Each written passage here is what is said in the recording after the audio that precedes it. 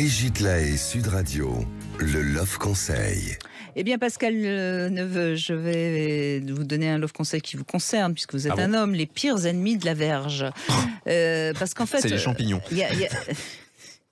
Et pourquoi? Non, mais vous dites des conneries, allez-y, continuez.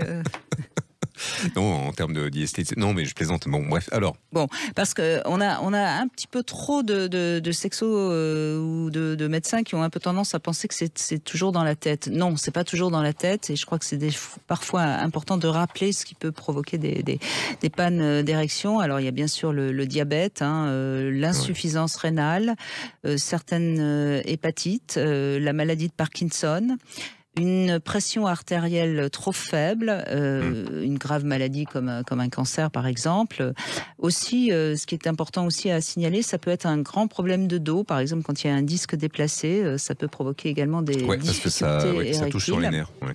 Et puis il y a d'autres choses comme bien sûr la dépression, l'alcool. Trop d'alcool nuit également à l'érection, comme l'abus du tabac, c'est bien aussi de le rappeler, les drogues, notamment la cocaïne, trop de stress, et ça fait déjà beaucoup.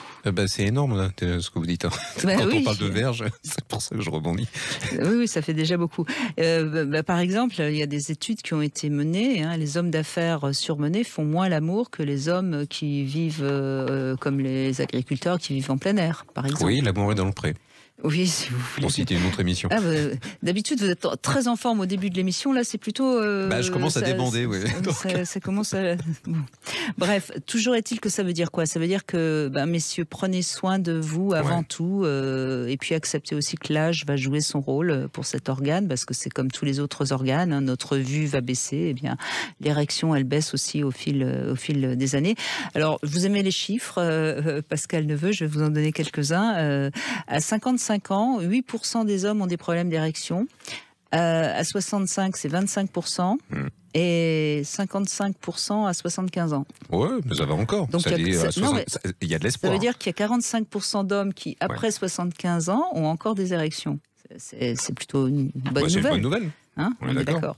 Bref, en tout cas, ce qui est important pour conclure ce Love Conseil, c'est que de toute façon, quel que soit le problème d'érection, aujourd'hui, il y a toujours une solution. Donc, ne faites pas l'autruche si vous sentez que vous avez... Vous en parlez à votre médecin également.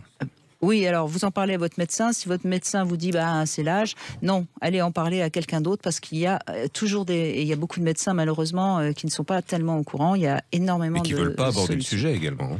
Qui n'osent pas aborder. Chez les psys également. Vous imaginez un médecin qui a des difficultés érectiles,